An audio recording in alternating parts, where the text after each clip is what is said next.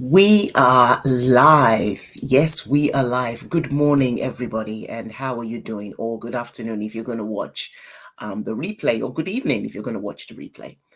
I've been having a lot of thoughts going on in my mind about hash words, about relationships, really. And one of the things that are really ruining relationships, especially family parent relationships, parent child relationships, are the introduction of hash words, when hash words comes into the pictures. And I'm working with so many parents now um, who have a lot of problems coming up from ruined relationships. And so it's my desire now to preach more and more. And I use the word preach very intentionally. It's my intention now to speak more and more on the effects of hash words, on the effects of the lack of communication, on the effects of unhealthy communication in the parent child relationship. You know what? This is the summertime. School is over. Many kids are at home, nothing much to do. And exploiters are on the rise. And exploiters are feeding off of disconnected families. When they meet teenagers and young adults who don't have great relationships with their parents, that's a big haven for them. So your disconnected relationship with your teenager, your twin, your young adult child, your disconnected relationship with them is a breeding ground for exploiters.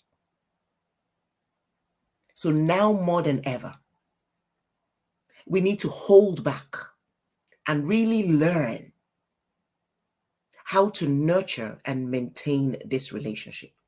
If there's anything you're going to do this summer holidays, it's going to be to nurture the relationship you have with your children. That's the biggest goal that you can aim for in this season. It is so vital.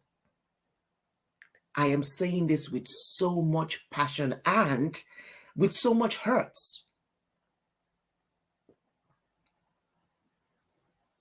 We never intentionally use hash words on our children. That's never the intention. I don't think any parent wakes up in the morning and decides, you know what, today I'm going to use hash words on my kids. Today I'm going to ruin their moods. Today, no parent ever does that. I know that for a fact. But what happens is that the issues of life can get in our way. The issues of life can get us distracted from the main goal of keeping this healthy relationship.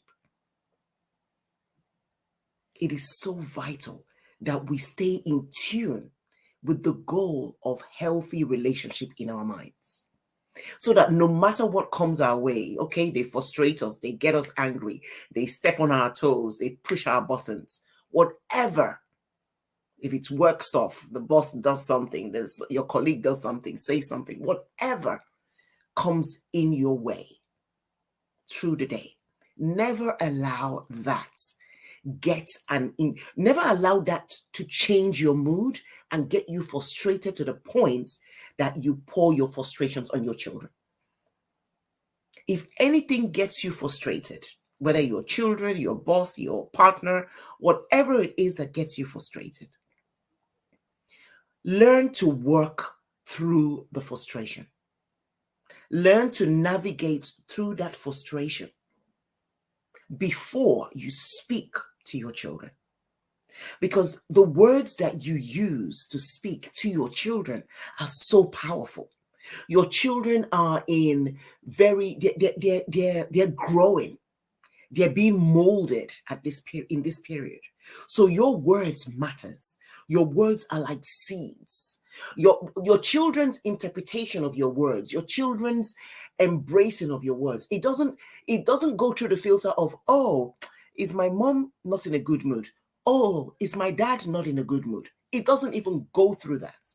Whatever word you speak at or to your children, Your children embrace it because you are their number one caregiver. They believe you. Even if you didn't mean it in the moment, they believe you in that moment. And so you've got to watch your words. And you have to check where you are. I'm going to share like 3-4 tips. Number one, check where you are before you speak to your teenagers. Check where your emotions are. If you are frustrated, if you are angry, zip it up. Don't speak in anger to your children.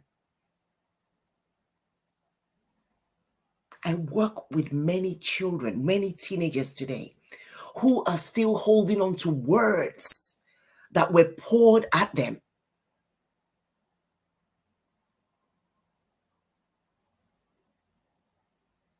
Zip it up. Check where you are. That's number one. Check where you are. Zip it up if you're frustrated, if you're angry. I'm not judging you for being angry. I'm not judging you for being frustrated. Life happens. Things can frustrate us. I get frustrated sometimes. But make sure that in that frustration, you zip your mouth up. Postpone the correction. Postpone what it is that you need to advise your children with in that moment. Zip it up. Number two, check then with yourself. Why am I frustrated? Filter through what the frustration is about. What has happened? Has it happened for you? It happened for you because it needs you to check yourself. Why are you reacting? What is going on? Why are you pained about this? Question your frustration. That's number two. Question it. And once you're able to question it, it gives you a better scope to look at the perspective and say, okay, you know what? Well, maybe the person didn't have a good day, but I'm going to have a good day. It makes you question the reality of what happened. It makes you look at other perspectives. It makes you to see other options so that then your mind can calm down. Because by the time you realize, you know what, that person maybe woke up on the wrong side of the bed. Well, that's not me. I've woken up on the right side of the bed. My day is going to be great. Once you can see that, once you can hear that, once you can realize that, then guess what? You're good to go. You're in a better frame of mind. And then with that better frame of mind, you can then speak to your children. You can then speak to your partner. You can then speak to your friends because you are in a better state. Harsh words are traps. When we get frustrated and we don't do this filter process that I've just spoken about, we are bound to speak with harsh words. And the moment you speak out those harsh words to your children, to your partner, you can't take it back. You can't unsay what you said. It's gone. It's been interpreted. It has hit that nerve. It has hit that heart. So you see a lot of children walking around with emotional wounds from harsh words. And remember, I said at the start, it's never intentional. You didn't wake up that morning to say, you know what? I'm going to say these harsh words to my children. Now that it's been done, what do you then do about it? So I've shown you how to prevent it. Now, what do you do about it after you've said it? Quickly, I say quickly, be quick to apologize. When you realize how much you've done, when you realize what you've said, you regret it. You live in regret. But please don't just live in regret. Don't just stay in that regret mode. Be quick to apologize. The quicker you are to apologize, the quicker it is for the emotional wound to be healed.